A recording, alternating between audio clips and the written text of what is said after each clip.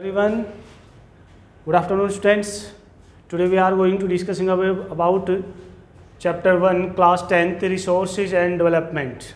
Students, can you imagine and can you identify name of the things which makes the human life is comfortable? Then you will imagine and you will think that there are so many things which makes our life so comfortable. For example, petrol is a thing which make human life is comfortable. Then next thing is technology also makes our life so comfortable, and electricity, bijli is also make our life so comfortable. What is this? All these are resources. ये सभी क्या है? ये सभी जो है संसाधन है.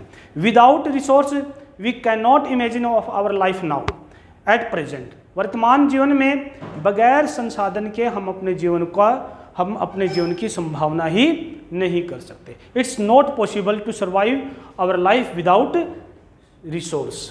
बड़ा मुश्किल है रिसोर्स के बगैर हमारा जी पाना. हम अब सर्वाइव नहीं कर पाएंगे. तो स्टूडेंट्स, व्हाट इज रिसोर्स? संसाधन क्या है? संसाधन होते क्या है, कहाँ से मिलते हैं, क्यों मिलते हैं और क्यों हम लेते हैं?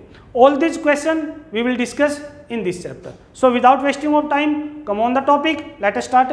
What is resource?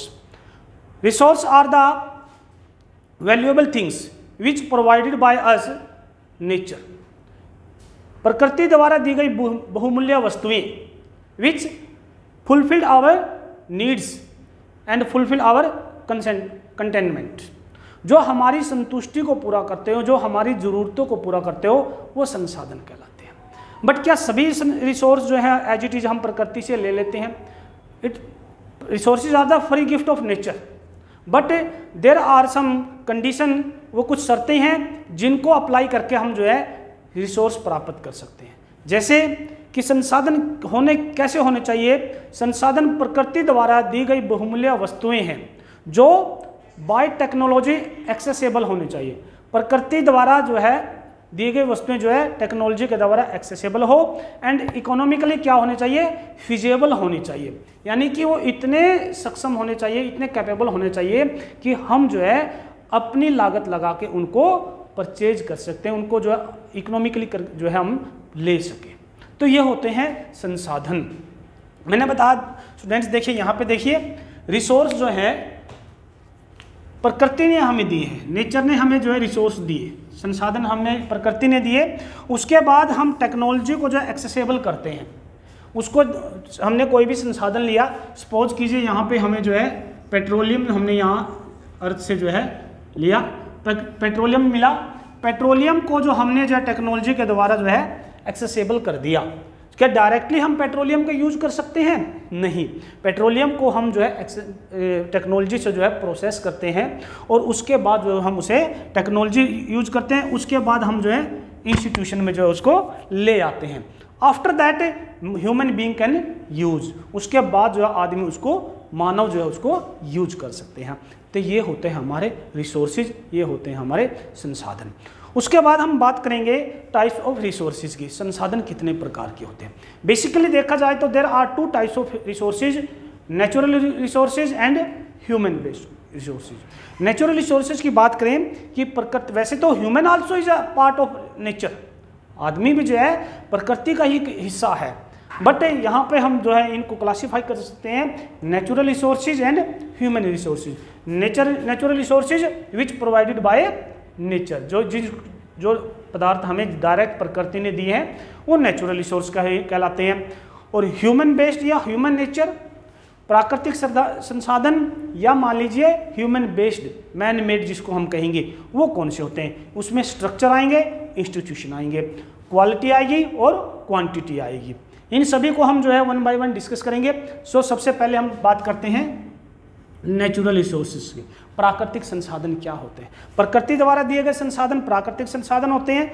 ये आगे दो तरह के होते हैं, renewable resources, non renewable resources.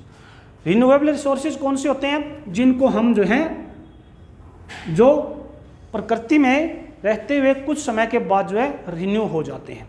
ठीक है, यानी कि प्रकृति हमें दोबारा से उस संसाधन को अवेलेबल करवा देती है, प्रोवाइड करवा देती है. वो हुए रिन्यूएबल रिसोर्सेज. नॉन रिन्यूएबल की बात करें, ऐसे संसाधन जो एक बार जो है यूज हुए और ख़त्म हो जाते हैं, नॉन रिन्यूएबल रिसोर्स कहते हैं। या कहें कि जिनको बनने में लाखों करोड़ों सालों का जो है समय लगता है, उनको जो है हम नॉन रिन्यूएबल रिसोर्सेज कहेंगे। तो सबसे पहले रिन्यूएबल की बात करते हैं। रिन्यूएबल को आगे दो भागों में बांटा गया है। कंटिन्यूस, जो लगातार हमें प्रकृति से मिलते रहते हैं, कंटिन्यूसली हमें जो है मिलते रहते हैं। जैसे बात करें कंटिन्यूस में, विंड है, जैसे हवा क्या है, हवा हमें लगातार कंटिन्यूसली मिलती रहती है, फ्लो में बहते रहते हैं। इसको जो हम फ्लो लिख सकते हैं, जो फ्लो में जो हमें रिसोर्सेज मिलते रहे उसको जो है कंटिन्यूस या फ्लो रिसोर्स कहेंगे। उसके बाद जैसे वाटर है, वाटर हमें जो कंटिन्यूसली मिलता रहता है, रिन्यूएबल रिसोर्स है। उसके बाद यहाँ पे हम जो है सनलाइट भी लिख सकते हैं। सनलाइट, सूर्य की ऊर्जा जो हमें कंटिन्यूसली जो मिलती रहती है, फ्लो में बहती रहती है। It's okay, all these are continuous resource and renewable. Next one, biological. Biology का मतलब जो कि हमें जीवों से मिलते हैं, जैवीय पदार्थ, जैवीय संसाधन जिसको हम कहेंगे, उसको बायोलॉजिकल कहेंगे। जैसे ये भी आगे दो तरह के हुए, नेचुरल वेजिटेशन और वाइल्ड लाइफ। इसमें जो नेचुरल वेजिटेशन में फ्लोरा एंड फोना की बात करें, फ्लोरा एंड फोना ये जो है यहाँ पर नेचुरल वेजिटेशन में आ जाएंगे। नेचुरल वेजिटेशन में जैसे मान लीजिए प्लांट्स हैं, ठीक है, और उसके बाद जितनी भी घास फूस है, पेड़ है, ये सभी जो है किस में आ जाएंगे, नेचुरल वेजिटेशन। हमारी क्रॉप्स हैं, फसलें हैं, all these are natural vegetation. उसके बाद वाइल्ड लाइफ, जंगली जानवर, जितने भी पशु हैं वो सभी जो है वाइल्ड लाइफ में आ जाएंगे। जैसे मान लीजिए हमारे पास लॉयन है, टाइगर है, काऊ है, मंकी है, all these are wild life resources. ये कहीं ना कहीं ये भी हमारे लाइफ को जो है कंफर्टेबल बनाते हैं। जैसे हॉर्स की बात करें, घोड़े की बात करें, तो घोड़ा क्या है, घोड़ा एक प्राचीन काल से ही जो है मानव के ट्रांसपोर्ट का रिसोर्स रहा है। उसके बाद एलिफेंट की बात करें, एलिफेंट भी जो है मानव का जो है एक प्रेस्टीज की जो है, शान की जो है सवारी जो है रहा। कैमल की बात करें, ऊँट की बात करें, जिसको जो शिप ऑफ डेजर्ट कहा जाता है, रेगिस्तान का जहाज कहा जाता है। तो ये सभी जो वाइल्ड लाइफ रिसोर्सेज हैं जिन्होंने हमारे लाइफ को जो है कंफर्टेबल बनाया है। तो ये थे हुए नेचुरल रिसोर्सेज। उसके बाद नेचुरल में renewable resources. Next, non renewable resources में दो तरह के होंगे, रिसाइकेलेबल, नॉन रिसाइकेबल। रिसाइकेलेबल में क्या क्या आएंगे, मेटल्स, जितने भी मेटल्स होती हैं वो सभी जो है non renewable and recyclable metals होती हैं। जैसे कि बात करें गोल्ड की बात करें, आपने गोल्ड से जो कोई ज्वेलरी बनाई, सपोज कीजिए कि सबसे पहले आपने कोई रिंग बनवाई और आपका मन जो है दूसरी रिंग बनवाने का कर रहा है, तो आप उसको जो है रिसाइकेलेबल कर सकते हो। उसके बाद आपने मान लीजिए लोहे से जो है बनी हुई कोई अलमीरा खरीदी, वो वेस्ट हो जाती है, आप उसको जो है गार्बेज को जो है बेच देते हो, उससे जो है नई अलमीरा जो है या कोई और दूसरा प्रोडक्ट बनके तैयार हो जाता है। ठीक उसी प्रकार से जो है और दूसरे मेटल की बात करें हम, ठीक है, तो मेटल जितनी भी होती है सारी की सारी रिसाइकेबल होती है और नॉन रिन्यूएबल होती है, बट रिसाइकेलेबल होती है, यानी कि जिसको रीयूज किया जाए। जैसे मान लीजिए आपने एक साइकिल खरीदा था कभी 10-20 साल पहले, लेकिन वो साइकिल अब पुराना होगा, आप जो उसको कबाड़ी वाले को बेच देते हो और वो जो उसे नई रिसाइकेलेबल होकर जो नई प्रोडक्ट में चेंज होकर आ जाता है।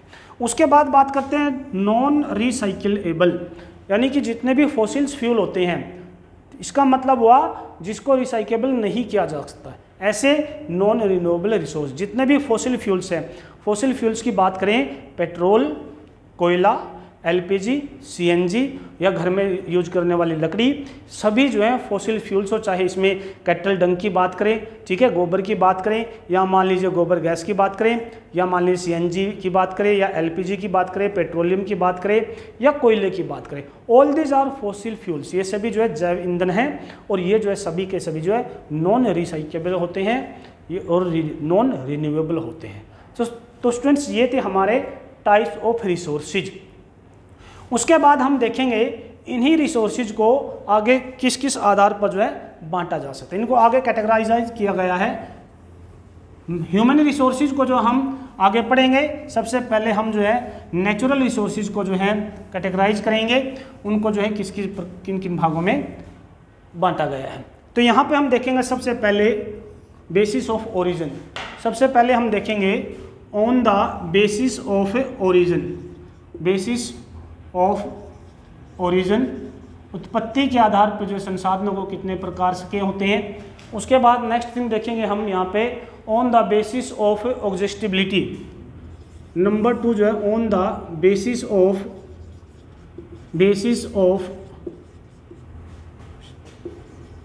एग्जॉस्टिबिलिटी।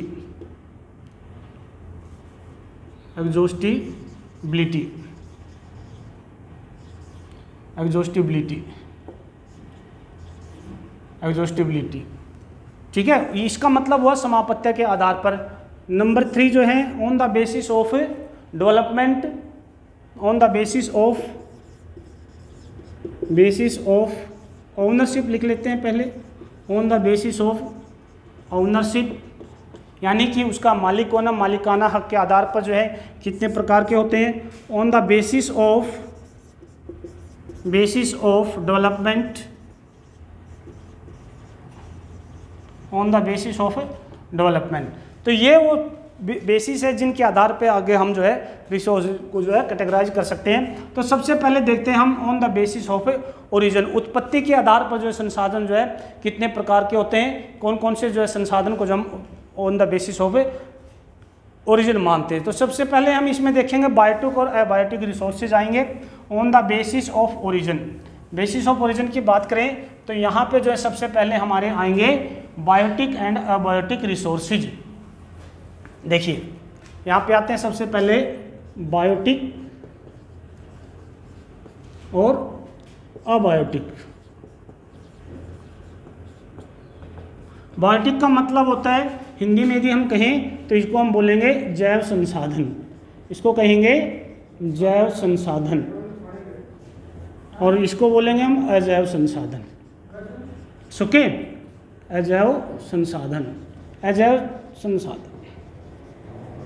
ओके, जैव संसाधन कौन से हुए? वो संसाधन जो हमें डायरेक्ट और इनडायरेक्ट रूप से जो है जीवों से प्राप्त होते हैं। जैसे हम एग्जाम्पल की बात करें तो यहाँ पे हम यदि पेट्रोल की बात करें, पेट्रोल कैसा रिसोर्स है? पेट्रोल जो है एक बायोटिक रिसोर्स है। बायोटिक कैसे हुआ? क्योंकि पेट्रोल जो है आज से जो करोड़ों साल पहले जब पृथ्वी जो है एक पूरा भूखंड हुआ करता था और पृथ्वी का जब एक्सप्लॉइट हुआ, विस्फोट हुआ, तो इसमें बड़े बड़े जो जानवर थे, जैसे मान लीजिए डायनासोर जो एक सबसे बड़ा जानवर माना गया पृथ्वी पर, तो उनका जो एग्जिस्टेंस था पृथ्वी पर, तो यहाँ पर पृथ्वी पर विस्फोट होने के बाद वो सभी जानवर जो है ख़त्म हो गए और उनकी बॉडी का जो लिक्विड था वो जो है पृथ्वी की गर्मी के कारण जो है वो किस में चेंज हो गया? वो पेट्रोलियम में चेंज हो गया। आज हम जो पेट्रोलियम यूज कर रहे हैं वो कहीं ना कहीं उनकी जो बॉडी थे, जो बड़े बड़े डायनासोर थे, जो जानवर थे, एनिमल्स थे, उनकी जो बॉडी का लिक्विड है उससे बना है पेट्रोल, इसलिए हम इसको कहेंगे बायोटिक रिसोर्स। ठीक उसी प्रकार से कोयला है, कोयला भी क्या है? कोयला भी जो है डायरेक्ट और इनडायरेक्ट रूप से जो है क्या है? फॉसिल फ्यूल है। ठीक है, जिसको हम फॉसिल फ्यूल, ठीक है, ये भी किस में आ जाएगा? बायोटिक रिसोर्सेज में आएगा। It's okay. दूसरी बात हम करें, कैटल डंग की बात करें, कैटल डंग की बात करें, ठीक है, कैटल डंग भी क्या है? वो सभी भी वो भी क्या है? एक तरह से बायोटिक रिसोर्स है। ठीक है, घर में यूज करने वाली लकड़ी है वो हमें पौधों से मिलती है, वो भी क्या है? बायोटिक रिसोर्स है। तो ये हुआ हमारे बायोटिक रिसोर्स। उसके बाद अबायोटिक रिसोर्स की बात करें, अबायोटिक रिसोर्स वो होंगे जो हमें, जिसमें जीव के अंश न पाए जाते हो। Abiotic means non living thing से मिलने वाली पदार्थ जो है, नॉन लिविंग थिंग से बनने वाले जो रिसोर्स हैं वो हमारे अबायोटिक रिसोर्स कहलाते हैं और जैव संसाधन कहलाते हैं। इसमें हम कौन कौन सी चीज़ें रखेंगे? इसमें सभी मेटल्स आ जाएंगे। ठीक है, मेटल्स जितनी भी हैं वो सभी जो है नॉन लिविंग थिंग्स में आएगी, जैसे आयरन है, गोल्ड, ठीक है, स्टोन पत्थर जी है, डायमंड है, all these are the abiotic resource. ये सभी जो है अबायोटिक रिसोर्स हो जाएंगे। उसके बाद हम बात करते हैं नंबर 2 वाले जो रिसोर्स थे, on the basis of exhaustibility, on the basis of exhaustibility.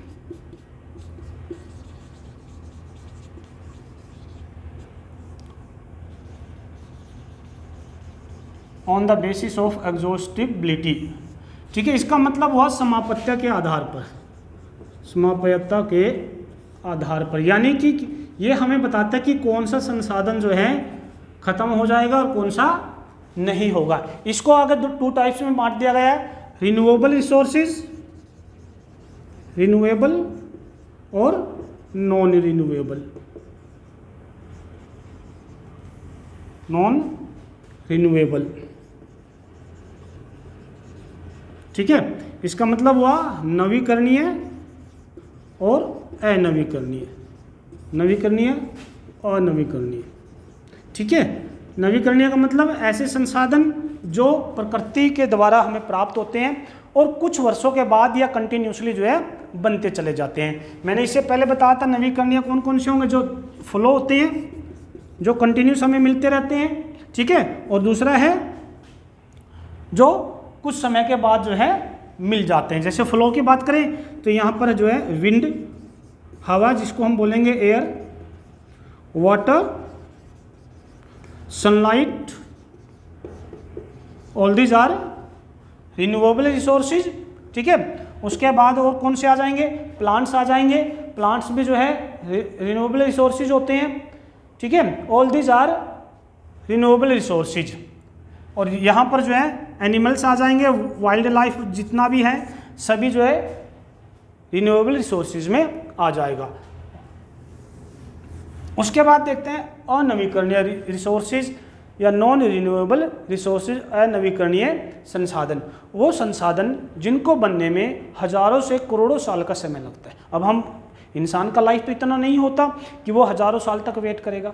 ठीक है, तो यहाँ पर जो अनवीकरणीय संसाधन हैं उनको जो बनने में हजारों से करोड़ों साल का समय लगता है।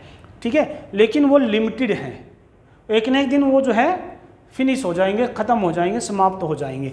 ठीक है, तो इसमें कौन कौन से आ जाएंगे, इसमें सभी प्रकार के फॉसिल फ्यूल्स आ जाएंगे, इसमें जो है फॉसिल फ्यूल्स आ जाएंगे। ठीक है, जैसे मान लीजिए पेट्रोल, एलपीजी, सीएनजी। ठीक है, और सभी ये सभी हुए हमारे फॉसिल फ्यूल्स, ये जो है नॉन रिन्यूएबल रिसोर्सेज होते हैं। उसके बाद और देखें, और मिनरल्स, कुछ इसमें मिनरल्स, वैसे तो मिनरल्स ये सभी हैं। ठीक है, मिनरल्स, मेटल्स भी आ जाएगी, इसमें मेटल्स आ जाएंगी, धातुएं आ जाएंगी। धातुओं को बनने में भी एक लंबा समय लगता है, ये भी इतनी जल्दी जो है तैयार नहीं हो पाती प्रकृति में। तो ये सभी जो हमारे नॉन रिन्यूएबल रिसोर्स हो जाएंगे on the basis of the ownership. Next हम देखेंगे on the basis of ownership, number 3 पे आ जाएगा। सॉरी मैंने ये रफ कर दिया है। नंबर 3 पे जो है basis of ownership, basis of ownership यानी कि मालिकाना हक किसका है, उसके मालिक कौन है, उसके आधार पर भी जो है हम रिसोर्सेज को जो है डिस्क्राइब कर सकते हैं ऑन द बेसिस ऑफ। इसमें सबसे पहले आ जाएगा इंडिविजुअल, इसमें सबसे पहले आ जाएगा इंडिविजुअल रिसोर्स, इंडिविजुअल रिसोर्स जिसको हम जो है व्यक्तिगत या निजी भी कह सकते हैं। ठीक है, इसमें हम जैसे बात करें लैंड है, मान लीजिए लैंड, फार्मर लैंड। ठीक है, कोई प्लॉट है किसी का, ठीक है, या मान लीजिए रेजिडेंशियल लैंड है, रेजिडेंशियल कोई भी मकान है आपका, तो वो हमारा क्या हुआ, इंडिविजुअल रिसोर्स हुआ। ठीक है, उसके बाद व्यक्ति जो अपने प्राइवेट इंस्टीट्यूट बना लेता है, प्राइवेट फर्म बना लेता है, जैसे मान लीजिए प्राइवेट स्कूल की बात करें, प्राइवेट किसी फैक्ट्री की बात करें, कंपनी की बात करें, ये सभी जो है इंडिविजुअल रिसोर्स आएंगे। यानी कि एक ऐसी संस्था या ऐसा रिसोर्स जिस पर किसी एक व्यक्ति का अधिकार होता है, इंडिविजुअल रिसोर्स कहलाते हैं, व्यक्तिगत संसाधन कहलाते हैं। उसके बाद आ जाएंगे यहाँ पर community owned based resource, number इसका सेकेंड पार्ट आ जाएगा community owned based resource. Community का मतलब होता है कोई पर्टिकुलर समुदाय। ठीक है, किसी एक समुदाय का जब मान लीजिए अधिकार हो उसको कम्युनिटी ओन्ड बेस्ड अधिकार कहेंगे। जैसे हम इसमें देखें कि कोई मान लीजिए इन होती है, धर्मशाला जिसको हम कहें, ठीक है, कोई सराय धर्मशाला होती है, वो पर्टिकुलर कम्युनिटी की होती है। हमारे यहाँ पे देखा जाए तो प्रत्येक कम्युनिटी की जो है अपनी अपनी जो है इन होती है, सराय होती है, धर्मशाला आप देख सकते हैं बड़े बड़े सिटीज़ में जो है सभी कम्युनिटीज़ की जो है इन बनी होती है। उसके बाद यदि मान लीजिए ग्रेव यार्ड की बात करें, ग्रेव यार्ड की बात करें, ठीक है, ब्रूड यार्ड या ग्रेव यार्ड की बात करें, कब्रिस्तान की बात करें, तो उन सभी का भी जो है अलग अलग कम्युनिटी होती है, ठीक है। उसके बाद वैसे तो ये सभी चीज़ें एक तरह से कॉमन होती है, बट एक पर्टिकुलर कम्युनिटी का वहाँ पे राइट्स जो हमें देखने को मिलता है। कम्युनिटी ओन बेस्ड यानी समुदाय के अंडर जो रिसोर्स होते हैं, संसाधन होते हैं, उन्हें जो हम कम्युनिटी बेस्ड जो है रिसोर्सेज कहेंगे। नेक्स्ट की बात करें, उसके बाद आ जाएगा कम्युनिटी बेस्ड के बाद जो है national resources. National resource, national यानी कि राष्ट्रीय संसाधन, ऐसे संसाधन जिन पे जो है पूरे राष्ट्र का अधिकार होता है, जो किसी सरकार के अंडर द्वारा चलाया जाता है, या मान लीजिए सोशल जिसको हम रिसोर्सेज कहेंगे, वो नेशनल रिसोर्सेज में आ जाएंगे। इसमें आप देखेंगे पार्क होती है शहरों में, पार्क्स, रोड्स होती हैं, ठीक है, सड़कें हैं, फिर रेलवे हैं, ठीक है, all these are national resources. ये सभी क्या है, राष्ट्रीय संसाधन है, जिन पर जो है न तो किसी एक कम्युनिटी का राइट्स होता है, न इंडिविजुअल होते हैं। जैसे स्कूल्स की बात करें, ठीक है, स्कूल्स के कितने प्रकार के होते हैं, दो तरह के होते हैं, प्राइवेट और गवर्नमेंट, ठीक है। उसी प्रकार से एजुकेशनल सेंटर्स होते हैं, कुछ गवर्नमेंट होते हैं, कुछ प्राइवेट्स होते हैं, कुछ कम्युनिटी बेस्ड होते हैं। जैसे मान लीजिए संस्था के स्कूल भी मिलते हैं, कुछ संस्था मीन्स वहाँ कम्युनिटी ओन बेस्ड में आ जाएगा, इंडिविजुअल किसी एक व्यक्ति का आ जाएगा, नेशनल गवर्नमेंट स्कूल आ जाएंगे। तो हम स्कूल के एग्जाम्पल से ही इन सभी चीज़ों को क्लैरिफाई कर सकते हैं। इंडिविजुअल यानी कि प्राइवेट स्कूल आ जाएगा, ठीक है, और कम्युनिटी किसी पर्टिकुलर संस्था, जैसे मान लीजिए शिरोमणि अकाली दल जो अपनी स्कूल चलाती हैं। उसी प्रकार नेशनल की बात करें तो गवर्नमेंट स्कूल आ जाएंगे, ठीक। तो ये सभी जो है आप स्कूल के एग्जाम्पल से ही इन सभी को समझ सकते हैं। नेक्स्ट हम देखते हैं, नेक्स्ट टाइप क्या है, नंबर 4, इंटरनेशनल रिसोर्सेज।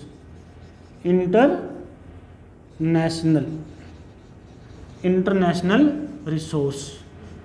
अब कुछ ऐसे राइट्स हैं, कुछ ऐसे संसाधन जिन पर जो है कुछ राष्ट्रों का अधिकार होता है, एक देश का नहीं, बाकी कुछ देशों का और भी राइट्स होता है। इसमें हम देख सकते हैं कौन कौन से हो सकते हैं इंटरनेशनल में। हम इसमें जो है रिवर का एग्जांपल ले सकते हैं, ठीक है, और रिवर का ले सकते हैं, ओशियन का एग्जांपल ले सकते हैं, अभी एक्सप्लेन करूँगा मैं इनको कैसे, ठीक है, और एयर स्काई ले सकते हैं, ठीक है, स्काई जो आसमान, एयर स्पेस भी हम बोल सकते हैं, ठीक है।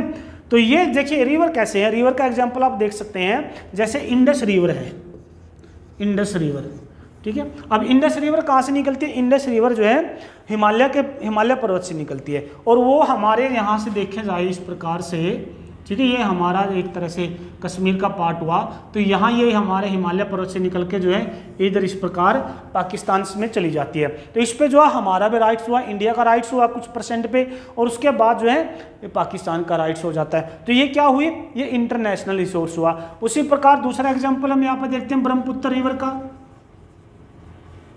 ब्रह्मपुत्रा रिवर का। अब ब्रह्मपुत्रा जो है चाइना से होती हुई भारत में आ जाती है, इंडिया में आ जाती है, इंडिया से आगे फिर बांग्लादेश में एंट्री कर देती है। तो यहाँ पे हम देखते हैं ब्रह्मपुत्र रिवर पर जो है 3 कंट्रीज का जो है राइट्स है, वो 3 देशों से को जो है अपना पानी जो है अवेलेबल करवाती है। तो रिवर क्या हुआ, रिवर जो है एक इंटरनेशनल रिसोर्स हुआ। उसके बाद ओशियन की बात करें, महासागर की बात करें, तो महासागर की यदि हम देखें तो भारत का ये साउथ पोर्शन हो गया, यहाँ पे जो है ये हुआ इंडियन ओशियन, ठीक है। इंडियन ओशन जो है अकेला ऐसा ओशियन है जो किसी कंट्री के नाम पे है, लेकिन ये पूरी तरह से भारत का नहीं है, ठीक है। यहाँ पे कुछ किलोमीटर तक का जो है एरिया होता है, 200 नॉटिकल माइल्स, नॉटिकल 200 किलोमीटर का कुछ एरिया होता है, जिसमें जो है राइट्स होता है किसी पर्टिकुलर कंट्री का। लेकिन यहाँ पे हम देखते हैं, यहाँ पे जो है श्रीलंका भी है, श्रीलंका के साथ साथ लगने वाला एरिया श्रीलंका का हुआ, यहाँ भारत के साथ लगने वाला एरिया जो भारत का हुआ, पश्चिम यहाँ वेस्ट बंगाल है, उसका राइट्स हुआ, फिर यहाँ पर म्यांमार आ जाता है, उसका राइट्स हुआ, फिर इधर ऑस्ट्रेलिया आ जाता है। तो मीन्स ओशियंस ऐसे रिसोर्स हैं, महासागर ऐसे रिसोर्स हैं जो है इंटरनेशनल रिसोर्सेज में माने जाएंगे। तो आई थिंक स्टूडेंट्स आपको ये सभी चीज़ें अच्छी तरह से समझ में आ रही होगी, ठीक है। यदि मान लीजिए आपको कोई प्रॉब्लम आती है किसी प्रकार की, तो आप हमें कमेंट में ज़रूर लिखें कि sir we are facing such kind of problem. Okay, आपके कमेंट ही हमें जो है काफ़ी ज़्यादा मोटिवेट करेंगे, आप लगातार जो हमें कमेंट करते रहें। तो स्टूडेंट्स नेक्स्ट हम देखेंगे development of resource on the basis of the status of development. Develop resources सबसे पहले आ जाएंगे यहाँ पर ऑन द बेसिस ऑफ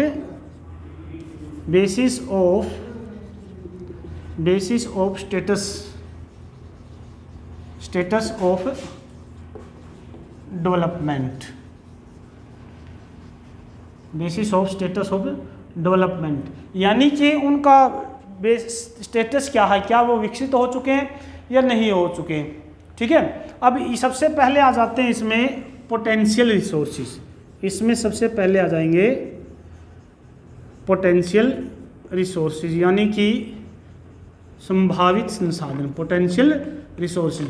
इसको आप इस तरह से समझ सकते हैं, मान लीजिए ये कोई पर्टिकुलर एरिया है, इस पर्टिकुलर एरिया में हमें किसी संसाधन के बारे में पता चला, किसी मिनरल्स के बारे में पता चला, लेकिन वो मिनरल्स जो है अभी हम यूज नहीं कर रहे, यानी कि वो रिसोर्सेज मिल तो गया, पा तो गया, साइंटिस्ट ने या मान लीजिए गवर्नमेंट ने उसको खोज तो लिया, बट अभी प्रेजेंट में वो यूज नहीं हुआ, यानी कि ऐसी टेक्नोलॉजी डेवलप नहीं हुई जिससे कि उस पर्टिकुलर रिसोर्सेज को यूज किया जा सकता है। आप एग्जांपल इसमें देख सकते हो,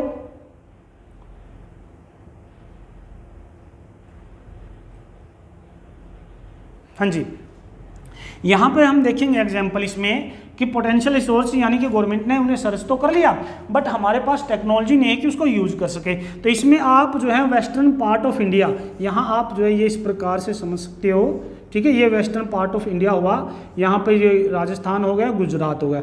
अब यहाँ पे जो है क्या पोटेंशियल है इंडिया की, यहाँ पे जो है विंड एनर्जी जो है बहुत ज़्यादा, ठीक है, यानी कि यहाँ पे जो है पंचक्की लगा के, पवन चक्कियाँ लगा के जो है बहुत ज़्यादा मात्रा में जो है एनर्जी या बिजली बनाई जा सकती है। लेकिन ऐसी जो है पोटेंशियल अभी इंडिया के पास ये अभी जो है कुछ डेवलप हो चुका है, ठीक है, लेकिन आपकी बुक में जो लिखा हुआ उसके अकॉर्डिंग जो है यहाँ पर जो है पोटेंशियल नहीं थी कि वो विंड एनर्जी को जो है प्रोड्यूस कर सके।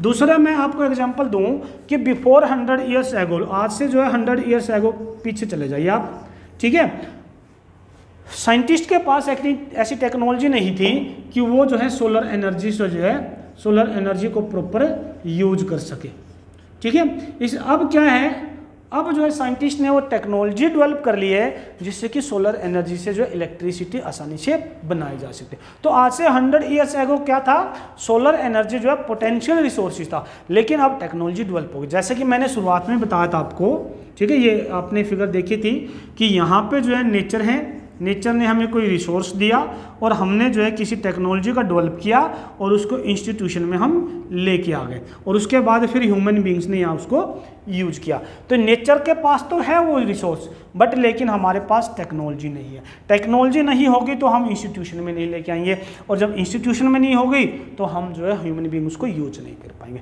इसलिए पोटेंशियल रिसोर्सेज वो हुए, प्रकृति का तो हमें पता चल गया कि ये संसाधन है, लेकिन हम उसे यूज नहीं कर पा रहे हैं। स्टूडेंट्स आई थिंक आपको कुछ समझ में आया होगा इससे। नेक्स्ट देखते हैं हम इसमें, उसके बाद आ जाएगा इसमें develop resources which are surveyed and there quantity and quality have been develop. यहाँ पर नेक्स्ट आ जाएगा डेवलप रिसोर्सेज, डेवलप रिसोर्सेज यानी कि वो संसाधन विकसित हो चुके हैं, उनका पता भी चल चुका है, उसकी क्वालिटी और क्वांटिटी को हम अच्छी तरह से यूज कर रहे हैं। क्वालिटी एंड क्वांटिटी हम उसको जो है अच्छी तरह से यूटिलाइज कर रहे हैं, उसकी क्वालिटी में भी हम जो है इजाफा कर रहे हैं बाय टेक्नोलॉजी, और उसकी क्वांटिटी में भी हम जो है इजाफा कर रहे हैं बाय टेक्नोलॉजी। जैसे मान लीजिए अब सोलर एनर्जी की बात करें, ठीक है। अब सोलर एनर्जी की क्वालिटी तो अच्छी है, लेकिन उसमें और ज़्यादा अच्छी साइंटिस्ट की टेक्नोलॉजी लगा के हम उसकी क्वांटिटी को और ज़्यादा जो है बढ़ा रहे हैं, तो वो हो चुके हैं डेवलप रिसोर्सेज, यानी कि वो पूरी तरह से विकसित हो चुके हैं, उनका अच्छी तरह से यूटिलाइज किया जा रहा है। नेक्स्ट हम देखेंगे स्टॉक रिसोर्सेज।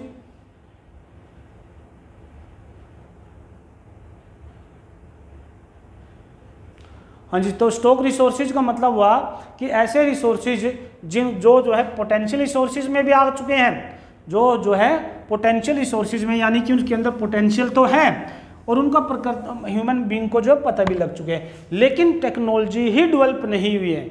उनकी जो है स्टॉक में है वो बिल्कुल, उनकी जो अभी टेक्नोलॉजी ही नहीं डेवलप हो पाई, उन्हें जो है स्टॉक रिसोर्सेज कहेंगे, यानी कि प्रकृति के स्टॉक में है वो रिसोर्सेज, लेकिन जो है ह्यूमन बींग्स जो है अच्छी तरह से वो टेक्नोलॉजी डेवलप नहीं कर पाया जिससे कि वो जो है इन रिसोर्सेज को यूटिलाइज कर सके या मान लीजिए अपने यूज में ला सके। तो यहाँ पर स्टॉक रिसोर्सेज हो जाएंगे। उसके बाद रिजर्व रिसोर्सेज हैं,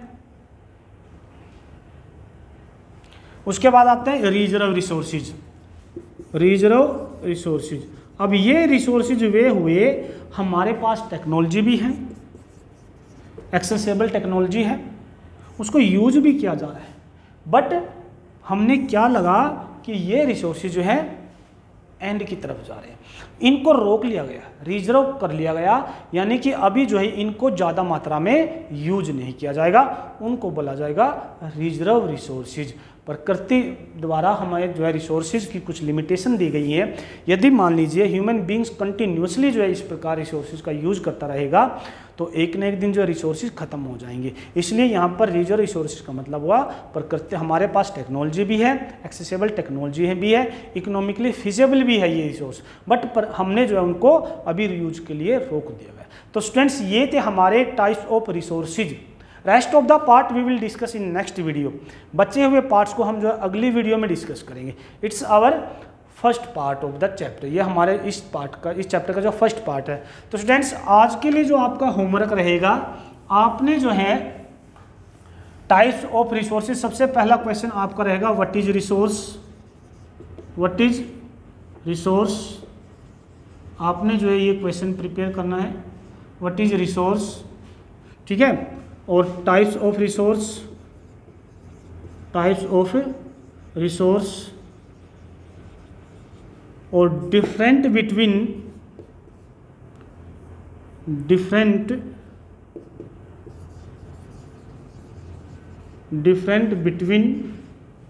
potential and reserve resources, reserve resources. आप इन क्वेश्चंस को जो है प्रिपेयर करेंगे अपनी नोटबुक में और आप हमें जो है व्हाट्सएप कर सकते हो। आप हमारा व्हाट्सएप नंबर नोट कर सकते हो 7876128600। ये हमारी एकेडमी का व्हाट्सएप नंबर है। हम जो है यहाँ पर बच्चों का होमवर्क रेगुलर चेक करते हैं। बच्चों आप जो है हमें अपनी फीडबैक ज़रूर दें, आपको हमारी वीडियो कैसी लग रही है, क्या आप इसको अच्छी तरह से यूटिलाइज कर पा रहे हैं, क्या ये बेनिफिशियल है, क्या हमें और ज़्यादा टेक्नोलॉजी को जो है डेवलप करने की ज़रूरत है। हाँ, आपके कमेंट और आपकी एडवाइस हमारे लिए बिल्कुल एक तरह से मोटिवेशनल हो रहेगी। तो आप हमें लगातार जो है अपनी फीडबैक ज़रूर देते रहें। देखिए स्टूडेंट्स, आपको जो है यूट्यूब पर बहुत सारे लेक्चर वीडियो मिल जाएंगे, लेकिन जिस तरह से हमारी एकेडमी आपको होमवर्क देगी प्लस आपको होमवर्क चेक करके आपकी फीडबैक देगी, तो ये काम शायद ही कोई यूट्यूबर कर पाएगा। इसलिए बच्चों हमारा लक्ष्य सिर्फ एक ही है, आप लोग जो अच्छी तरह से अपने एकेडमिक को जो है कंटिन्यूस रख पाए, क्योंकि स्कूल ओपन होने की अभी शायद कोई पॉसिबिलिटी दिख नहीं रही। यदि स्कूल ओपन भी हो जाते हैं तो कोई पेरेंट्स नहीं चाहेगा कि उसका बच्चा जो कोरोना पॉजिटिव मिले, क्योंकि यहाँ पर स्प्रेड अपने देश में बहुत ज़्यादा हो रहा, इसलिए कम्युनिटी स्प्रेड हो चुका है, इसलिए कोई बच्चा जो स्कूल में आएगा नहीं। तो आपने घर पे बैठ के जो अपनी स्टडी को कंटिन्यू रखना है और आप हमें अपनी फीडबैक ज़रूर देते रहें। हमारे पास जो है कुछ बच्चे जो है जुड़ चुके हैं और हमारा टारगेट है कि इंडिया के प्रत्येक कोने से हम जो बच्चों को जोड़ें। आप हमें जो है इस नंबर पर जो व्हाट्सएप कर सकते हो या आप हमें ईमेल भी कर सकते हो। हमारी ईमेल आईडी है lakshat.ice@gmail.com। आप हमें जो है इस पे ईमेल भी कर सकते हो, ठीक है। हमें जो है आपकी फीडबैक में चाहिए आपका नाम, आपकी क्लास, आपका स्टेट और आपका डिस्ट्रिक्ट। तो आप हमें फीडबैक ज़रूर दें।